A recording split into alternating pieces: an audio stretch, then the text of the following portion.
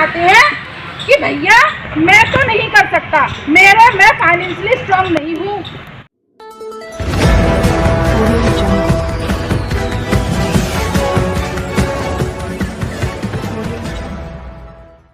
बाबा साहब भी financially strong नहीं थे। बाबा साहब की बात कर रहे हैं आप लोग, वो तो बहुत गरीब परिवार से थे, रिटायर्ड हो गए थे उनके पिताजी। बर्तन धोने का भी काम किया था उनके पिताजी ने अपने बच्चों को पालने के लिए। उनके पास भी कोई पैसा नहीं था, लेकिन उनके हौसलों में उड़ान थी, हौसले उनके थे, उन्होंने वो बात रखी।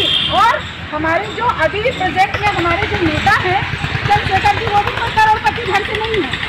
मैंने देखा उनका घर छुटमुलपुर में, मेरे हस्बैंड की पोस्टिंग रही है सहारनपुर में।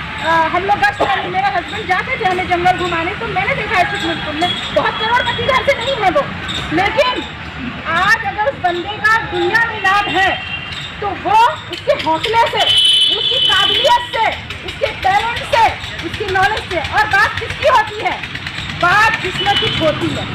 अगर मैं चली जाऊं और मेरे पीठ पीछे कोई बात हो रही है तो इसका मतलब कि मेरे अंदर कोई बात है, मेरे अंदर कोई बात होगी तभी लोग मेरी बात करेंगे। तो हमें वो पैदा करना है। भीम आर्मी की तो हर जगह बात हो रही है। बात क्यों हो रही है? क्योंकि भीम आर्मी में कुछ बात है।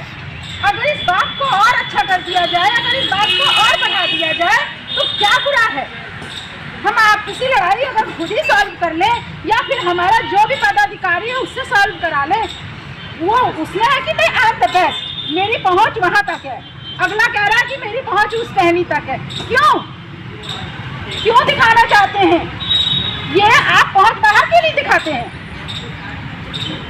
अभी बदायूं में कांड हो गया, पुजारी ने और उसके 2 चेला ने एक महिला का रेप कर दिया और रेप करके लोहे की रॉड डाल दी और उसकी इतनी बुरी तरीके से उसकी हत्या करी और उसे कुएं में फेंक दिया गया।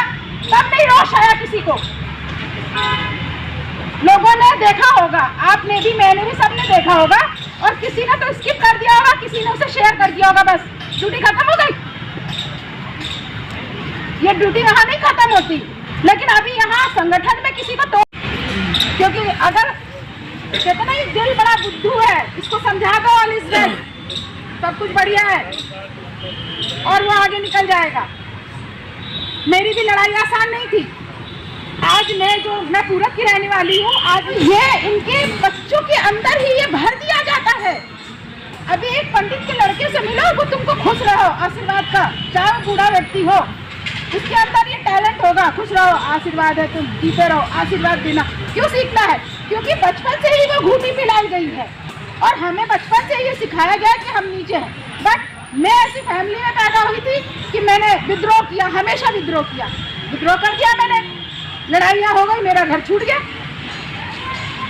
तो मैं ये आज मैंने अगर अपनी पर्सनल बात आप लोगों को बताई है तो सिर्फ इसलिए बताई है कि मैंने इस ऊंच नीच के चक्कर में अपने ससुराल को छोड़ दिया, क्योंकि मेरे ससुराल वाले बहुत डरपोक थे।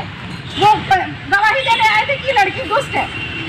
तो आज मैं फिर नहीं रुकी और मैं आगे ही चलती गई। और शायद मुझे भीम आर्मी से जुड़ना था, आज मैं भीम आर्मी से जुड़ गई। और आज भी मैं अभी सोचती हूँ कि मेरे को जब तक मौका मिलेगा मैं तब तक बोलूँगी, तब तक मैं खड़ी रहूँगी, लोगों के लिए लड़ूंगी। अगर लड़ नहीं पाऊँगी तो लिखूँगी, जैसे भी होगा मैं उस हिसाब से करूँगी। लेकिन अभी मैंने यहाँ देखा है हाथरस की जो टीम है उनमें बिखराव बहुत है, इतना बिखराव है विचारों का, लोगों को आपसी जो है इधर उधर की